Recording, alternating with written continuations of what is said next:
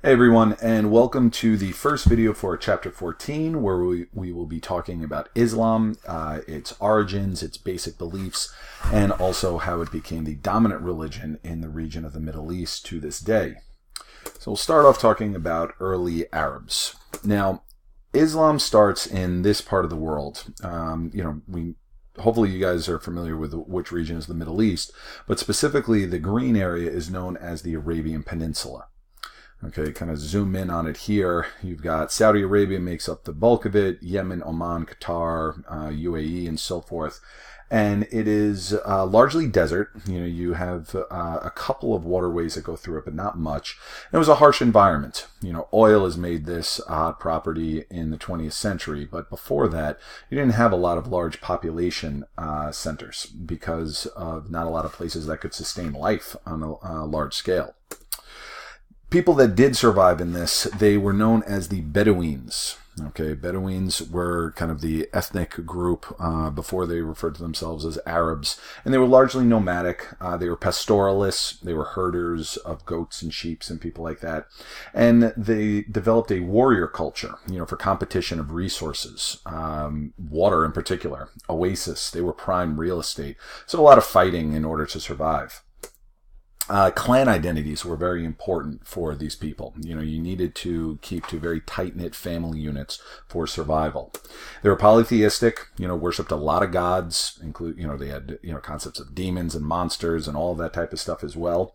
They were also part of larger long-distance trade networks that came from China. The Silk Road would make its way through this part of the world to the Mediterranean, particularly the maritime trade routes, as they come through here from the Indian Ocean through the Arabian Sea to the Red Sea and the Persian Gulf and so forth. So you did have some trade centers that would pop up through the Arabian Peninsula. Now, in this world, you have Muhammad. Now, Muhammad is, the be-all, end-all of Islam. It all starts with him. He lived from 570 to 632.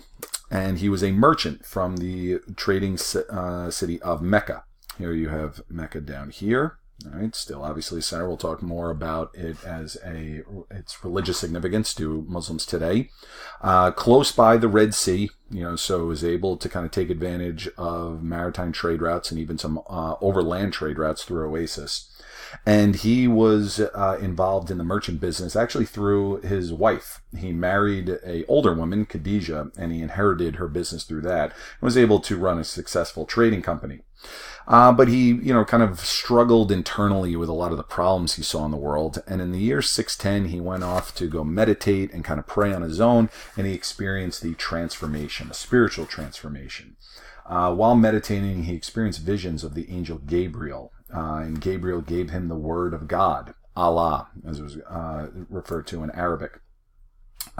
Gabriel's found in, both Judaism and Christianity serving the same role. It's very likely that Muhammad and a lot of early Arab, these traders, that they encountered both Jews and Christians, so that influenced, part of their worldview. But in any event, it kind of, here you have a depiction of Gabriel and Muhammad. We'll talk later about, the omission of the prophet's face, commonly that you see him surrounded in flames as well. But this faith that he started to spread, it spread quickly among his clan and some of the other neighboring clans. It was not accepted by everyone, and this would lead to the, most important kind of event in early Islamic history, the Hegira. The local clans, the ruling elites of Mecca, they were not a big fan of Muhammad as he became more popular. They didn't like the monotheistic beliefs. They also didn't like his ban on idolatry. Idolatry, the worshiping of idols. The pilgrimages to all these different shrines in the area, that was big money for the ruling clans. And, Muhammad going around telling them to smash all the idols and the statues and whatnot, that was hitting them in their wallet, and they didn't like that. So they drove him out. And this resulted in the Hegira, spelled a couple different ways. In 622, he and his followers were driven from, it was not a pilgrimage, they were forced from Mecca to the city of Medina. You see him and his followers arriving in Medina with the angel Gabriel showing him the way. It was about 200 miles from Mecca to Medina. Mecca, if that is the most, holy city in all of Islam, Medina is a second place in terms of its significance in early Islam. Now, while he was in Medina, he began referring to himself as the final prophet. He was known as the seal of the prophets. He was the last in a line going all the way back to Abraham through Jesus. Jesus was the most immediate predecessor to Muhammad, according to Islamic belief. But Muhammad was the final one, because he gave the final word of God, because it came directly from God. So he works out a deal with the ruling authorities in Mecca that he can return for a pilgrimage, but he decides that he is going to stay there. And in 630, he and his followers, they conquer Mecca, and they destroy all the pagan shrines except for the Kaaba. Now, a bit about the beliefs here. First off, the Quran. The Quran is the complete word of Allah. It means recitation. It's a collection of Muhammad's teachings from his followers. Muhammad didn't do an awful lot of writing himself. His followers during his life, but especially after his life, they wrote down a lot of his quotes and his sayings and things like that. In this respect, it's similar to the Gospels, right? Because Jesus didn't do too much writing on his own. It was mostly his apostles that, collected everything afterwards. So that is the holy book of it, and it is the highest religious authority in Islam. Beneath the Quran in terms of religious authority are the hadiths. These are not directly from Muhammad. They are sayings about him and accounts of his deeds. So important because they're about the Prophet, but they do not directly come from the Prophet. So it's kind of indirectly from his authority, not directly from his authority the way that the Quran is. You also have this concept of the Ummah. The Ummah means community. It's a community of the faithful with a very cohesive unit of set laws and practices.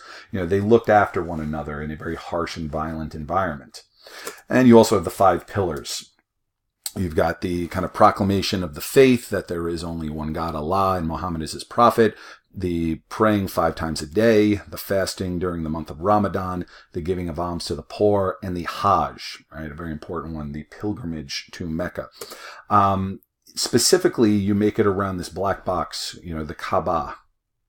I see it sometimes with a apostrophe. That predates Islam. It was a shrine of the old pagan religions of the Bedouins before Muhammad. And the Hajj started as a way to kind of keep the tradition of the pilgrimage to the Kaaba alive. And when Muhammad he was the first one to make it to the Kaaba as a Muslim, and then obviously it set the precedent for all Muslims to do that, and it's why it's one of the 5 pillars to this day. What a lot of people will consider to be a 6th pillar is this thing called jihad. Jihad literally means struggle, okay? To struggle against barriers and odds in search of a better place. A lot of Americans today associate it with terrorism, since Islamic extremists use it to justify their violence against non-Muslims. It doesn't have to mean that, though. It can also mean an internal struggle, or a struggle against ignorance or moral decay.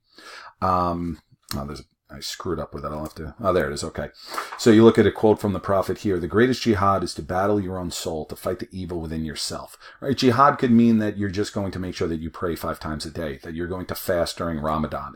It doesn't have to be that you take up arms and, kill the non-believers. But unfortunately, that is a version of it, and it's the one most popularized among Westerners where we hear the word in the media and so forth. All right, another thing, Sharia law. Sharia law evolved after Muhammad's death. It gives very detailed guidance on proper behavior in almost all aspects of life. How you dress, how you eat, how you conduct business, consumption of specific foods and alcohol and things of that nature. It drew inspiration from the Quran, but it is not directly necessarily from, in the Quran. It's a combination of both religious and secular law, which eventually develops into a way of life. Even to this day, it's favored in family and property disputes, but it can result in extreme implementation with harsh punishments and oppressive practices, especially towards women when you think of places like ISIS-controlled territory or, where the Taliban was in control in Afghanistan. All right, so that's it for the first video, and the next one we will talk about the expansion of Islam and the early dynasties.